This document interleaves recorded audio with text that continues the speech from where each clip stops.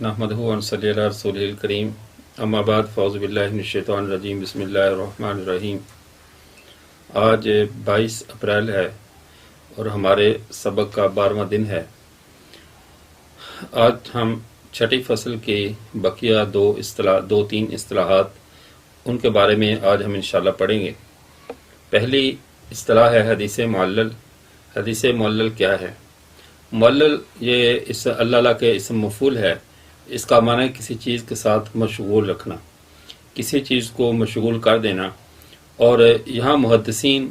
معلل کا لفظ اس حدیث کے لیے استعمال کرتے ہیں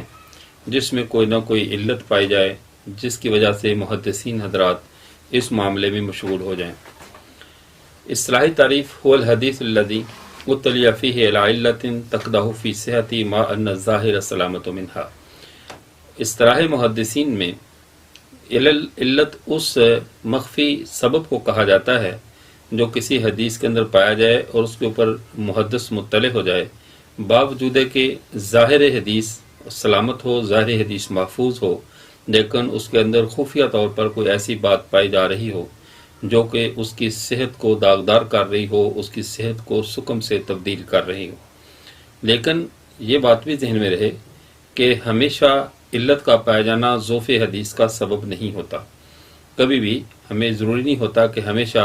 علت پائی جائے تو حدیث ضعیف بھی ہو۔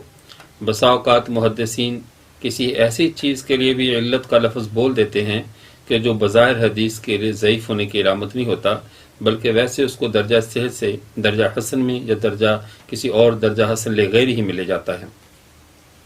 علت کے جو عمومی طور پر سند میں واقع ہوتی ہے اور کبھی کبھی یہ علت متن میں بھی واقع ہو جاتی ہے۔ سند میں علت کا پایا جانا اگر تو حدیث کو مرسل اور موزل اور یا اس طرح کسی اور درجے پہ لے جاتا ہے تو دوسرے اسباب کی بنیاد پر حدیث کی سند میں علت کا پایا جانا اس حدیث کو ضعیف کر دے گا۔ لیکن اگر کسی ایسی غلطی ہو گئی جس کی آگے تفصیل آ رہی ہے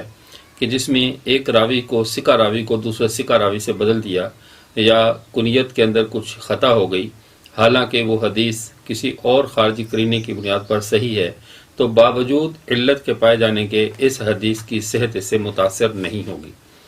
جیسے اس کی سند کے اندر ایک روایت، اس کی ایک مثال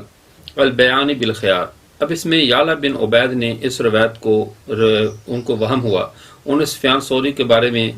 اس کو عمر بن دینار سے روایت کر رہے ہیں۔ انہوں نے یہ سوچا کہ سفیان ثوری اس کو عمر بن دینار سے روایت کر رہے ہیں، اور عمر بن دینار کو انہوں نے بدل دیا، ثقہ کو ثقہ سے بدل دیا، اور یہ سفیان ثوری اور عمر بن دینار ان دونوں نے ابن عمر رضی اللہ تعالیٰ عنہ سے ان کو مرفوع بیان کیا ہے۔ اب یعلا بن عبید کا جو وہم تھا وہ وہم تھا کہ انہوں نے سفیان ثوری کے بدلے میں عمر بن دینار کا تذکرہ کر دیا۔ عمر بن دینار بذات خود ثقہ ہیں اور سفیان ثوری بھی ثقہ ہیں، تو یہ روایت اصل میں سفیان ثوری سے تھی اور انہوں نے غلطی سے اس کو عمر بن دینار سے یعنی بیان کر دیا۔ اب عمر بن دینار رحمہ اللہ یہ ایک ثقہ راوی ہیں، اب ثقہ کو انہوں نے ثقہ سے بدل دیا۔ اب اس کا پہچاننے کا طریقہ کیا ہے کہ ہمیں اس کی پہچان اور معرفت علت کی کیسے ہوگی؟ اس پر بہت سے محدثین نے بہت سارا کام کیا ہے۔ امام ترمذی رحمۃ اللہ علیہ نے پوری کتاب العلل لکھی، امام علی المدینی رحمہ اللہ نے اس کے بارے میں فرمایا، وہ کہتے کسی بھی حدیث کے اندر علت کو تلاش کرنا ہو تو اس کے تمام طرق اور تمام اسانید کو جمع کیا جائے۔ تمام طرق اور تمام اسانید کو جمع کرنے کے بعد ان کے روات پہ روات کے اساتذہ ان کے اوپر پورے غور و فکر اور تفتیش کے بعد پھر جا کر اس علت کو دور کیا جا سکتا ہے، اس علت کے اوپر اطلاع پائی جا سکتی ہے کہ اصل سبب کیا ہے۔ اور اسی طرح انہوں نے امام حاکم نشاپوری رحمۃ اللہ علیہ نے اپنی کتاب معرفت علوم الحدیث میں علل کی 10 قسمیں ذکر کی ہیں، اور ان کو پھر امثلہ سے اس کی وضاحت کی ہے کہ یہ 10 قسمیں کیسے پائی جاتی ہیں اور کس طرح علت کو پہچانا جاتا ہے۔ اب اس کی چند مثالیں تاکہ علت حدیث کو سمجھنا آسان ہو جائے۔ پہلی علت، ایک حدیث ایک خاص صحابی سے مروی ہے،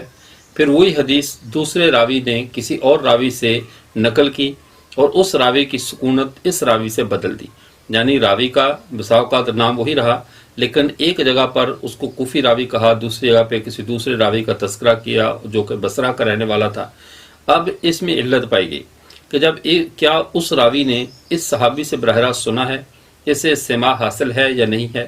اس نے شرف تلمذ حاصل کیا ہے یا نہیں کیا۔ اب محدث یہاں پر آ کر خوب غور و فکر کرے گا کہ جب ایک حدیث ایک صحابی سے ہی مروی ہے تو آگے آنے والے راوی جو ہے ان راویوں کی جو سکونت تبدیل ہوئی ہے، تو کیا جو ایک اور راوی روایت کر رہا ہے اس کو اس سے شرف تلمذ حاصل ہے یا نہیں، سماع کی سعادت حاصل ہے یا نہیں ہے۔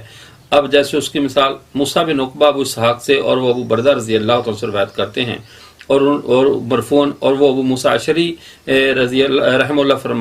تعالیٰ فرماتے ہیں کہ آپ صلی اللہ علیہ وسلم نے ارشاد فرمایا انی لاستغفر اللہ واتوب الیہ فی الیوم 100 مرہ، کہ آپ صلی اللہ علیہ وسلم نے فرمایا میں ایک دن میں 100 بار استغفار کرتا ہوں۔ اب یہاں پہ غلطی یہ ہوئی کہ انہوں نے عام آدمی تو اس حدیث کی جو سند کو دیکھے گا کہ موسیٰ بن عقبہ ابو اسحاق سے، ابو اسحاق ابو بردہ سے، ابو بردہ موسیٰ اشعری رضی اللہ عنہ سے، اور موسیٰ اشعری رضی اللہ تعالیٰ عنہ یہ روایت کرتے ہیں آپ صلی اللہ علیہ وسلم سے کہ میں ایک دن میں 100 بار استغفار کرتا ہوں۔ اب عام آدمی جب اس حدیث کے جو فن میں اتنا یعنی درک نہیں رکھتا، اتنی گہرائی نہیں رکھتا، وہ اس کو دیکھے گا تو اس کے ذہن میں فوراً آئے گا کہ یہ حدیث بخاری مسلم کی شرط پر صحیح ہے، کہ سارے راوی ثقہ ہیں، ان کی ثقاہت کی بنیاد پر وہ حدیث کے بخاری مسلم کی شرط پر صحیح ہونے کا فیصلہ کر دے گا۔ لیکن جب ایک حاذق قسم کا محدث دیکھے گا تو وہ دیکھے گا کہ یہاں پر ایک کوفی راوی مدنی راوی کوفی راوی سے روایت کر رہا ہے، اور محدثین کے ہاں یہ ایک بات طے شدہ تھی کہ مدنی راوی جب کوفی سے روایت کرے تو وہ خطا کر جاتا ہے، یعنی روایت کوفی کی خطا نہیں ہے، خطا اس سے ہو جاتی ہے کہ مدنی راوی جب کوفی راوی سے روایت کرے تو اس میں کچھ خطا ہوتی ہے، اس سے خطا کا احتمال ہوتا ہے۔ اس میں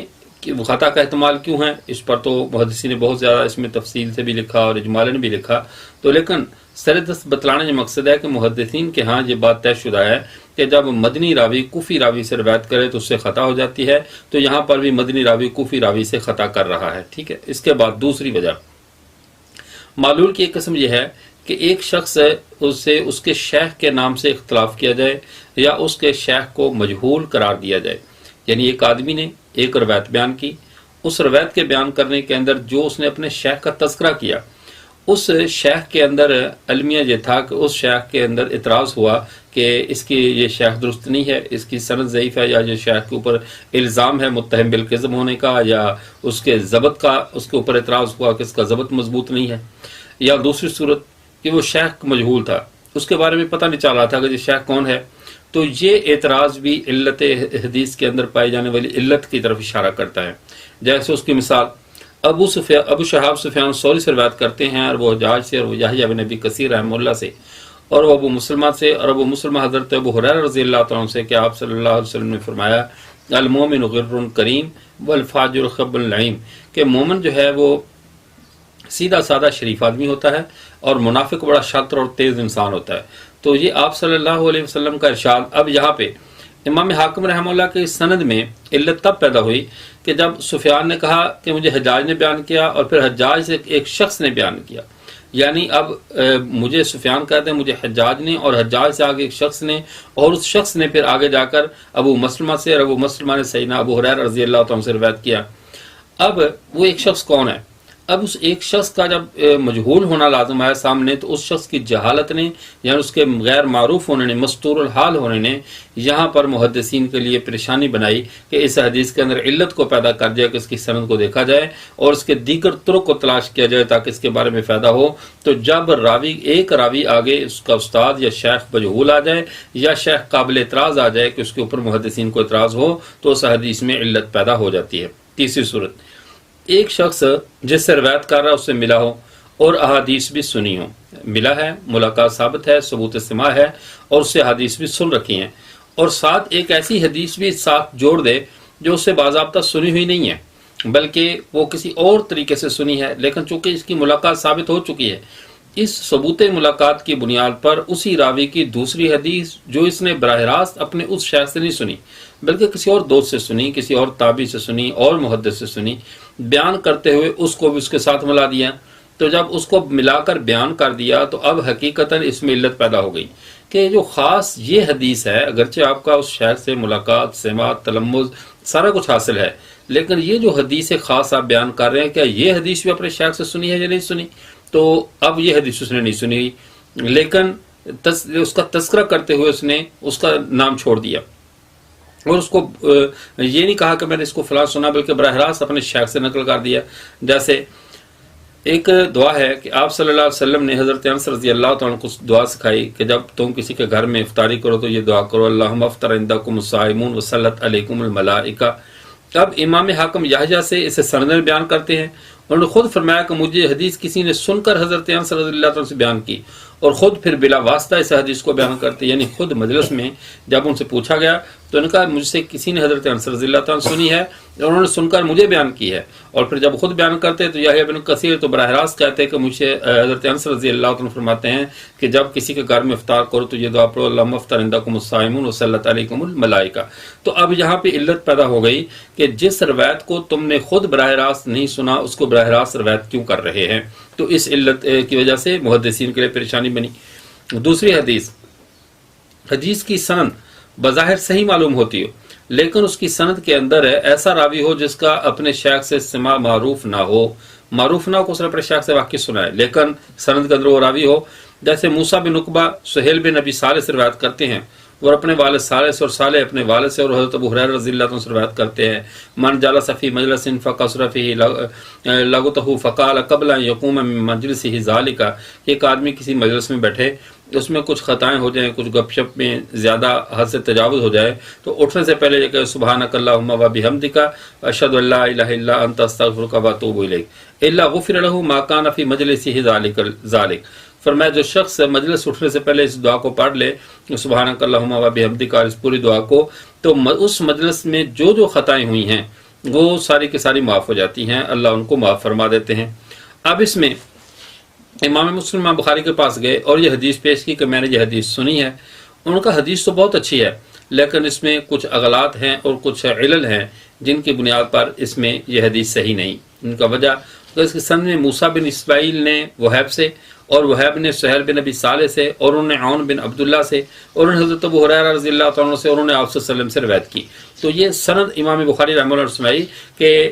اس موسیٰ بن اسماعیل نے وہیب سے، وہیب نے سہیل بن ابی صالح سے، انہوں نے عون بن عبداللہ سے، انہوں نے حضرت ابو ہریرہ سے، انہوں نے رسول اللہ صلی اللہ علیہ وسلم سے روایت کی۔ تو پہلی سند میں موسیٰ بن عقبہ کا سماع حضرت سہیل بن صالح سے معروف نہیں ہے، اس وجہ سے یہ حدیث معلول ہے، ان کا سماع ان سے معروف نہیں، یہ غیر معروف ہے کہ انہوں نے اس سے سماع کیا بھی ہے نہیں کیا، اور جب موسیٰ بن عقبہ براہ راست سہیل بن صالح سے روایت کر رہے ہیں تو اس کا سماع غیر معروف ہونے کی وجہ سے یہ حدیث معلول ہوگی۔ نمبر 5، اگر حدیث کے ساتھ لکھا ہو کہ یہ فلاں وجہ سے معلول ہے تو اب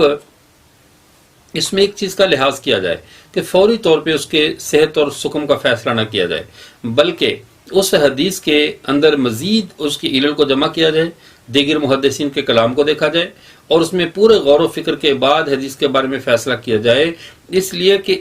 علت کا لفظ محدثین کبھی کسی عام چھوٹی سی بات کے لیے بھی کہہ دیتے ہیں اگرچہ وہ حدیث کی صحت کے لیے نقصان دہ نہ بھی ہو، تو اس وجہ سے محض علت کا پایا جانا ہی حدیث کے صحت کے منافی نہیں ہے، بلکہ ایسی علت جو کہ علت قادحہ ہو جس کی وجہ سے حدیث کی صحت متاثر ہو رہی ہو اور اس کی جو شرائط ہیں ان میں سے کسی کوئی شرط مفقود ہو رہی ہو، تو ایسی حدیث کو جو ہے وہ حدیث معلل کہیں گے۔ اس کا حکم یہ ہے کہ یہ ضعیف ہوتی ہے اور اس کا ضعیف ہونے کی وجہ سے یہ قابل احتجاج نہیں رہتی۔ اب آئیے حدیث مدرج حدیث کہتے ہیں ادراج کو درج کرنا، کہ جس حدیث میں کسی چیز کو داخل کر دیا جائے کوئی اور چیز درج کر دی جائے اسے حدیث مدرج کہتے ہیں۔ محدثین کی اصطلاح میں المدرج فی حدیث النبی صلی اللہ علیہ وسلم بہی یذکر الراوی عقبیہ کلام لنفسہ او لغیرہ فیرویہ من بعدہ متصلا فیتوہم انہ من الحدیث، کہ راوی ایک کلام کرے، اس اپنی کلام کے متصل بعد یا تو اپنا کلام ایڈ کر دے اپنی طرف سے، یا یہ ہے کہ کسی اور کے کلام کو اس کے اندر ملا کر ساتھ بیان کر دے اور وہاں یہ پیدا ہو کہ یہ بھی حدیث کے الفاظ ہیں، تو اس حدیث کو حدیث مدرج کہتے ہیں۔ اور یہ ادراج درج کرنے والی بات کبھی سند میں ہوتی ہے اور کبھی متن میں ہوتی ہے، کبھی سند میں ادراج ہوگا کبھی متن میں ادراج ہوگا، اور کبھی اب ادراج فی السند اور ادراج فی المتن۔ ادراج فی المتن پھر آگے یہ 3 طرح کا ہوگا، کبھی یہ شروع میں ہوگا، کبھی درمیان میں ہوگا، کبھی آخر میں ہوگا۔ اب ادراج فی السند کے مثال کے طور پر ایک راوی سے سنا اور ساتھ دوسرے راوی کو ملا دیا، حالانکہ وہ راوی سے اس نے سنا نہیں ہے، واو عطف کی ڈال کر، جیسے پہلے وہ ہم نے تدلیس کے فن میں پڑھا کہ تدلیس العطف جو ہے ایک راوی کے ساتھ دوسرے راوی کو حرف عطف کے ساتھ ملا دینا، تو سند کے اندر بھی عموماً یہ ہوتا ہے کہ ایک راوی کے ساتھ دوسرے راوی کو ادراج کر دیا جاتا ہے، اس کی کسی خاص کنیت کا تذکرہ کیا، تو اس کنیت کا تذکرہ کرنے اور درج کرنے کی وجہ سے اس میں شبہ پیدا ہو جاتا ہے کہ آیا یہ حدیث کے الفاظ ہیں، اسی حدیث کا راوی ہے، یا یہ ہے کہ یہ ویسے ہی اس کو درج کر دیا گیا۔ اس کو تلاش کرنا محدث کی ذمہ داری ہے۔ اس کے بعد ادراج جو متن کا ہے، وہ ادراج کبھی اول سند متن میں ہوگا، کبھی درمیان میں ہوگا، کبھی آخر میں ہوگا۔ اب اول متن میں ادراج کی مثال، یعنی حدیث رسول بیان کرنی تھی، اس سے پہلے شروع میں 1 2 3 الفاظ تنبیہ کے طور پر یا کسی طور پہ ساتھ نقل کیے، تو بعد والوں نے اس کو حدیث کا حصہ سمجھ لیا۔ جیسے حضرت عبداللہ بن مسعود رضی اللہ تعالیٰ عنہ مروی ہے، فرمایا تعہد هذه المصاحف وربما، یہ فرماتے ان قرآن پاک کے صحیفوں کو اچھی طرح یاد کرو، محفوظ کرو، کیوں؟ قال القرآن فالہ اشد تفصیل من صدور الرجال من النعام من عقلہ، فرمایا کہ یہ جو قرآن ہے یہ یاد رکھو، اس کو یاد کرنے کی کوشش کرو، اتنی جلدی میں اونٹ رسی سے نکل کر نہیں بھاگتا جتنی جلدی سے قرآن سینوں سے نکل جاتا ہے، یعنی اس کی حفاظت کرو، اس کو یاد کرو۔ اب یہاں پہ تعہد هذه المصاحف، یہ جملہ وہ لوگوں کو متوجہ کرنے کے لیے استعمال کرتے تھے، بعد والوں اس کو حدیث کا حصہ بنا دیا کہ شاید یہ حدیث کا حصہ، حالانکہ یہ حدیث کا حصہ نہیں ہے۔ حدیث کا حصہ القرآن ربما قال القرآن فهو اشد تفصیلا من صدور الرجال، تو یہاں سے آگے حدیث شروع ہو رہی ہے، لیکن انہیں تعہد هذه المصاحف، توجہ کرو، اس کو مضبوطی سے تھام لو، اس جملے کو بھی حدیث کا حصہ بنا لیا، تو یہ ادراج ہوا متن میں اور اول میں ادراج ہوا۔ اور کبھی کبھی ادراج ہوتا ہے وسط سند میں، جیسے حضرت عائشہ رضی اللہ عنہا فرماتے استاجر رسول اللہ صلی اللہ علیہ وسلم ابوبکر رجل من بنی الدیل وهو من عبد بن ہادیا خریتا والخریط الماہر بالہدایہ، فرمایا جب آپ صلی اللہ علیہ وسلم نے ہجرت کی رات ہجرت فرمائی تو اس ہجرت کے دوران ایک آدمی کو اپنے ساتھ لیا، اور وہ آدمی آپ صلی اللہ علیہ وسلم کو حضرت ابوبکر صدیق رضی اللہ عنہ کو راستہ دکھاتا تھا، یعنی گائیڈ، یعنی نائٹ کے جو سفر کے لیے، رات کے سفر کے لیے ایک گائیڈ کو لیا، وہ گائیڈ راستہ بتانے کے لیے تھا۔ ان کا ہادین خریتن، وہ ہادی بھی تھا، خرید کے ساتھ وضاحت کر دی، اسی بین القوسین الماہر بالہدایہ، جو راستوں کا ماہر ہو، راستوں کو جاننے والا ہو، ایسے شخص کو ساتھ لیا گیا۔ اب یہاں پہ بعد والوں نے سمجھا شاید یہ بھی حدیث کا حصہ ہے، حالانکہ یہ حدیث کا حصہ نہیں ہے۔ بعض لوگ کہتے ہیں محمد بن مسلم شہاب الزہری کے جو الفاظ ہیں انہوں نے خرید کے لفظ کی وضاحت کرنے کے لیے اس کو بین القوسین ساتھ لکھ دیا کہ خرید اس شخص کو کہا جاتا ہے جو راستوں کا ماہر ہو، تو انہوں نے تو یہ بات کی، لیکن بعد والوں نے کوسے اڑا دی اور حدیث کا حصہ بنا دیا۔ نتیجہ یہ نکلا کہ بعد والوں کے لیے یہ مسئلہ بن گیا کہ کیا یہ حدیث کے الفاظ ہیں یا راوی کے الفاظ ہیں، تو جب راوی کی طرف سے ایسی اس میں تعدی پائی گئی، ایسی وضاحت پائی گئی کہ جس نے اس کے اندر ادراج کر دیا، تو یہ ادراج فی المتن ہے بالکل درمیان میں، اور ادراج ہو آخر میں، یعنی متن کے آخر میں ادراج ہو۔ حضرت ابن عمر رضی اللہ عنہ فرماتے حدثنا تابر حدثنا عبداللہ اخبرنا موسیٰ بن عقبہ نافع عن ابن عمر قال قال رسول اللہ صلی اللہ علیہ وسلم الید العلیاء خیر من ید السفلاء، یعنی اوپر والا ہاتھ نیچے والے ہاتھ سے بہتر ہے۔ اور اب اس کی اگلی جو وضاحت ہے الید العلیاء ہی المنفقہ، یعنی اوپر والا ہاتھ وہ خرچ کرنے والا ہاتھ ہے، اور وید السفلیٰ سائلہ، اور نیچے والا ہاتھ مانگنے والا ہے۔ تو اوپر والا ہاتھ وہ دینے والا ہے، نیچے والا ہاتھ مانگنے والا ہے۔ تو یہ ایک ایسی چیز ہے کہ ید العلیاء خیر من ید السفلاء۔ اب یہ جو الفاظ ہیں تو یہاں تک ید السفلاء تک یہ حدیث کے الفاظ ہیں۔ اگلے الفاظ الید العلیاء المنفقہ والید السفلاء سائلہ، کہ اوپر والا ہاتھ خرچ کرنے والا ہے، نیچے والا ہاتھ جو ہے وہ اس میں مانگنے والا ہے، تو مانگنے والا ہاتھ نیچے والا ہے۔ تو یہاں پہ ایک ضمنی طور پہ ایک لطیفہ بھی کہ ایک وہ پٹھان نے جب اس حدیث کو سنا دوران سبق تو کہنے لگے کہ نسوار دنیا کی واحد چیز ہے جو اوپر ہاتھ کر کے مانگی جاتی ہے، دنیا کی ہر بھیک ہاتھ الٹا کر کے نیچے کر کے مانگی جاتی ہے، اور نسوار ایسی چیز ہے جس کو اوپر سے مانگا جاتا ہے، یعنی کہ یہاں نسوار مانگنے والے کا ید العلیاء ہوتا ہے اور دینے والے کا ید السفلیٰ ہوتا ہے۔ تو بہرحال یہ تو ویسے بطور یعنی تشہیز ذہان اس بات کا تذکرہ کیا، تو عرض کرنے کا مطلب یہ ہے کہ ید العلیاء خیر من ید السفلیٰ، علیاء اور سفلیٰ، اس کی وضاحت جو آگے حدیث میں کی گئی کہ ید العلیاء المنفقہ و ید السفلیٰ سائلہ، تو یہ جو اگلے الفاظ ہیں یہ ادراج ہے۔ تو ادراج فی المتن کبھی شروع میں، کبھی درمیان میں اور کبھی آخر میں۔ اور ادراج سند کی مثالیں کچھ جو جہاں پہ ہم اضافہ کرتے ہیں ان کا کہ راوی ایک سند کے ساتھ متعدد اسناد والی احادیث کو جمع کرے اور اختلاف اسانید کو بیان نہ کرے۔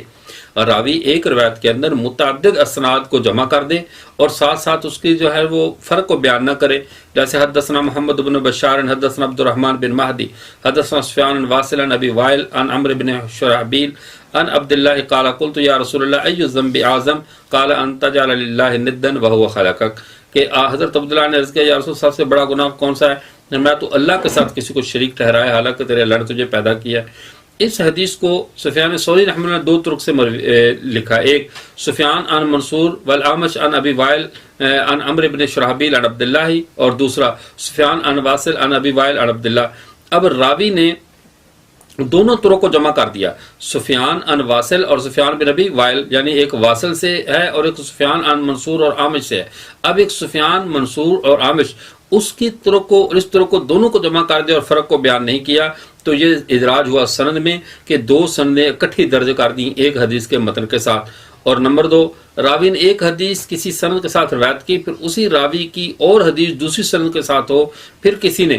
دوسرے راوی نے دونوں میں سے ایک حدیث کو ایک سند کے ساتھ ذکر کیا، پھر دوسری حدیث بھی اسی سند کے ساتھ ذکر کر دی، تو اس کو کہتے ہیں یہ ادراج فی السند، یعنی ایک حدیث ایک سند کے ساتھ ہے، دوسری حدیث دوسری سند کے ساتھ ہے۔ اب تیسرے راوی نے کیا کیا کہ ایک حدیث تو ایک سند کے ساتھ اسے بیان کر دیا اور دوسری حدیث کا متن اٹھا کر اسی حدیث کی سند کے ساتھ متن کے ساتھ اس کو ایڈ کر دیا اور اس سند کو چھوڑ دیا۔ تو اب دو سندوں والی روایت جو الگ الگ تھیں اس نے ایک سند کے تحت جمع کر دیا، اسے بھی ادراج فی السند کہتے ہیں۔ جیسے اس کی مثال آپ صلی اللہ علیہ وسلم کی حدیث حضرت مالک ابو شہاب زہری سے اور انس بن مالک رضی اللہ فرماتے ہیں کہ لا تباغضوا ولا تحاسدوا ولا تدابروا ولا تنافسوا وكونوا عباد اللہ اخوانا، آپس میں بغض نہ رکھو، حسد نہ کرو، آپس میں ایک دوسرے کے ساتھ یعنی وہ ان کے ساتھ مقابلہ بازی تنافس نہ کرو اور اللہ کے بندے بن جاؤ۔ اب اس حدیث کے اندر ابو سناد العارج نے بغیر اختلاف سند کے لا تنافسو کے جو الفاظ ہیں یہ ایک حدیث کے ہیں، اور آگے ولا تدابروا ولا تنافسو یہ دوسری حدیث کے الفاظ ہیں جن کو لا تحاسدوا والی حدیث کے ساتھ انہوں نے ایڈ کر دیا۔ دونوں حدیثوں کی سندیں جدا جدا تھیں، انہوں نے دونوں کو ایک سند کے تحت لے آئے، تو یہ ادراج فی السند ہے، یعنی ایک سند کے اندر دو حدیثوں کے متون کو داخل کر دینا۔ مدرج کا حکم یہ ہے کہ تمام محدثین اور فقہاء کا اس بات پر اتفاق ہے کہ عمدن حدیث میں ادراج کرنا حرام ہے۔ اگر غریب اور مشکل الفاظ کی تشریح کے لیے ادراج کیا جائے تو وہ اس حکم سے مستثنا ہوگا اور ایسا کرنا جائز ہوگا۔ وہ اس طرح پہ ایک لفظ مشکل ہے، آنے والوں کے لیے معلوم ہوا کہ اس کی شاید سمجھ میں نہ آئے تو اس کا حاشیے میں ادراج کر دینا یا بین السطور اس کو جو ہے نا وہ بین القوسین ادراج کر دینا، وضاحت کر دینا کہ اس لفظ کا یہ مطلب ہے، تو یہ جائز ہے، لیکن اس کی ساتھ وضاحت ہو جائے۔ اور لیکن اس میں امام شہاب زہری اور دیگر علماء کا قول ہے کہ اگر ایسا ادراج کرنا ہو ساتھ اس کو بین القوسین لکھے، ایسا نہ لکھے کہ اس کے اوپر حدیث کا شبہ پڑے کہ یہ حدیث ہی کے الفاظ ہیں، ایسا کرنا جائز نہیں ہے۔ اور اس کے بعد ساتویں قسم بیعتبار علل کے ساتویں قسم جو علت پائی جاتی ہے وہ مقلوب ہونا ہے۔ مقلوب کہتے ہیں تحویل الشیء عن وجہہ، ایک چیز کو اس کے چہرے سے پھیر دینا، اس کی اصلیت سے گھما دینا، اس کو کہتے ہیں مقلوب کرنا، گھمانا، پھیر دینا۔ اصطلاح حدیث میں وَأَمَّا فِي الْإِصْطِلَاحِ فَهُوَ الْحَدِيثُ الَّذِي أَبْدَلَ فِيهِ رَاوٍ بِآخَرٍ فِي السَّنَدِ أَوْ فِي الْمَتْنِ عَمْدًا أَوْ سَهْوًا، ایک حدیث کے اندر ایک راوی کو دوسرے راوی سے یا ایک سند کو دوسری سند سے یا ایک متن کو دوسرے متن سے تبدیل کر دینے کو تقلیب یا مقلوب کہتے ہیں۔ مقلوب پھر دو طرح ہوتا ہے، سند میں بھی ہوتا ہے اور متن میں بھی۔ سند میں بھی کبھی کبھی قلب واقع ہو جاتا ہے کہ ایک سند کو دوسرے سے، ایک راوی کو دوسرے راوی سے تبدیل کر دیا، اور کبھی کبھی یہ متن میں بھی واقع ہوتا ہے۔ تقلیب سند کیا چیز ہے؟ وہ حدیث جس کی سند میں قلب واقع ہو، اور اکثر یہ سند ہی اس کا موضوع ہے، اس کی عموماً تین صورتیں بنتی ہیں۔ ایک صورت، ایک طبقہ کے راوی کو دوسرے طبقہ کے راوی سے بدل دیا جائے، یعنی ایک طبقہ کا راوی ہو اس کو دوسرے طبقہ سے راوی سے تبدیل کر دیا جائے، جیسے امام حاکم نے شاپور نے ان یعقوب بن ابی سلمہ عن ابی عن ابی ہریرہ رضی اللہ تعالیٰ عنہ ان رسول اللہ صلی اللہ علیہ وسلم قال لا صلاۃ لمن لا وضوء له ولا وضوء لمن لم یذکر اسم اللہ علیہ۔ اب اس حدیث کے اندر ایک طبقہ کے راوی کو دوسرے طبقہ کے راوی سے بدل دیا گیا، وہ کیا ہے؟ اس میں یعقوب بن ابی سلمہ الماجشون کا تذکرہ، اور ایک راوی ہے یعقوب بن ابی سلمہ اللیثی۔ تو اب امام حاکم رحمہ اللہ سے یہ غلطی ہوئی کہ انہیں یہ روایت یعقوب بن ابی سلمہ لیثی سے مروی تھی، انہوں نے اس کو یعقوب بن سلمہ ماجشون سے بدل دیا، تو یہ دونوں راوی ایک طبقے کے ہیں، یعنی ایک طبقے کے دونوں راوی ہیں، اور ایک راوی کو دوسرے راوی سے بدل دیا گیا کہ یعقوب بن سلمان لیسی، یعقوب بن سلمان ماجشون۔ تو امام حاکم نے اس کو یعقوب بن سلمان ماجشون لکھ دیا، حالانکہ یہ ماجشون نہیں ہے، یہ لیسی ہیں۔ تو لیسی کو بدل کر دیا دوسرے سے، دونوں ایک طبقے کے ہیں، تو یہ راوی میں قلب ہو گیا، قلب واقع ہو گیا۔ دوسرا، ایک طبقے کے راوی ایک ہی راوی ہو اور اس کے باپ کے نام میں یا اس کے نام میں قلب واقع ہو جائے، محمد بن اسماعیل کو اسماعیل بن محمد کہہ دیا، کعب بن مرہ کو مرہ بن کعب کہہ دیا، تو یہ روایت اس طرح کرنا جو ہے یہ بھی قلب ہے۔ اور تیسری صورت یہ ہے کہ کسی کا امتحان لینے کے لیے ایک حدیث کی سند کو اٹھا کر دوسرے حدیث کی متن کے ساتھ جوڑ دینا، اس کے متن کو اٹھا کر اس کی سند کے ساتھ جوڑ دینا، یہ بھی قلب ہے، اور یہ قلب واقع ہوتا ہے حدیث میں۔ بعض محدث جیسے امام بخاری رحمۃ اللہ علیہ جب پڑھ لکھ کر بخارا واپس گئے تو وہاں کے فقہاء، علماء اور محدثین نے ان کا امتحان لینے کی غرض سے باضابطہ 100 کے قریب احادیث کے سند اور متن خلط ملط کیے، ان کے اندر قلب واقع کیا، متن کو سند کی جگہ پہ، سند کو متن کی جگہ پر لائے، اور لا کر انہوں نے باضابطہ امام صاحب کا امتحان لیا، جس میں امام صاحب الحمدللہ سرخرو ہوئے۔ تو یہ ایسا کرنا امتحان کے لیے انہوں نے جو کیا، تو یہ بھی ایک قسم ہے سند میں قلب کے واقع ہونے کی۔ اور یہ مقلوب، پھر اس کے بعد ہے مقلوب المتن۔ مقلوب المتن کہ ایک کتاب، ایک حدیث کے متن کو دوسرے حدیث کے متن سے جوڑ دیا جائے، جیسے مسند احمد بن حنبل کی حدیث ہے، اذا اذن ابن ام مکتوم رضی اللہ عنہ فکلوا واشربوا واذا اذن بلال فلا تاکلوا ولا تشربوا۔ جب عبداللہ ابن ام مکتوم اذان دے تو کھاتے پیتے رہو، اس کے اذان دینے سے وہ فجر کی تہجد کی اذان دیتے ہیں، اس سے سحری کا وقت ختم نہیں ہوتا، اور جب بلال اذان دیں تو اس وقت تم جو وہ کھانا پینا چھوڑ دو، اس لیے کہ وہ تو فجر کی اذان دیتے ہیں۔ یہ روایت مسند احمد میں اس طرح درج ہے، حالانکہ یہ مقلوب ہے۔ اصل حدیث ابن مکتوم سے یوں مروی عن عائشہ رضی اللہ تعالیٰ عنہ قال ان بلالا یؤذن بلیل فکلوا واشربوا حتی یؤذن ابن ام مکتوم، کہ جب بلال اذان دے تو کھاتے پیتے رہو اور جب تک کہ ابن ام مکتوم اذان نہ دے۔ یہ ان کا نام ابن مکتوم کا جو تھا نا، وہ ان کا نام قیس تھا، قیس عبداللہ بن قیس غالباً ان کا نام تھا، تو انہوں نے اپنے نام کو جو ہے نا وہ تبدیل کر لیا، اپنے یعنی باپ ان کے جو تھے مشرک تھے، تو ان کے باپ کا نام قیس تھا، مشرک تھا، تو اس مشرک باپ کی طرف انہوں نے اپنا انتساب کرنے کے بجائے انہوں نے اپنی ماں جو ایمان لا چکی تھی ان کی طرف انہوں نے اپنا جو ہے وہ نام کا انتساب کیا، تو یہ عبداللہ ابن ام مکتوم کہلائے۔ اپنے باپ سے انہوں نے انتساب کو قیس سے اس لیے ختم کیا تھا کہ وہ اسلام نہیں لائے تھے۔ تو اگر اس حدیث کو، اب اس کا حکم کیا ہے، اگر حدیث کو انوکھا بنانے کے لیے اور عوام کو اور پڑھنے والے طلباء کو مشقت میں ڈالنے کے لیے قلب مقلوب کیا جائے، سند کو متن سے، متن کو سند سے بدلا جائے، یا راوی کو دوسرے راوی سے بدلا جائے، تو ایسا کرنا ناجائز اور حرام ہے، یہ جائز نہیں، یہ دھوکہ ہے۔ اور اگر کسی کا امتحان لینے کے لیے کیا جائے اور وہ امتحان میں پاس ہو یا فیل ہو، اسی مجلس میں اس کے ساتھ وضاحت کر دی جائے، تو پھر یہ امتحان ایسا کرنا جائز ہوگا، لیکن بشرطے کہ صراحت ہو جائے تاکہ غلط بات آگے نہ چلے۔ تو یہ بحث تھی مقلوب کی۔ آج الحمدللہ اللہ کے فضل سے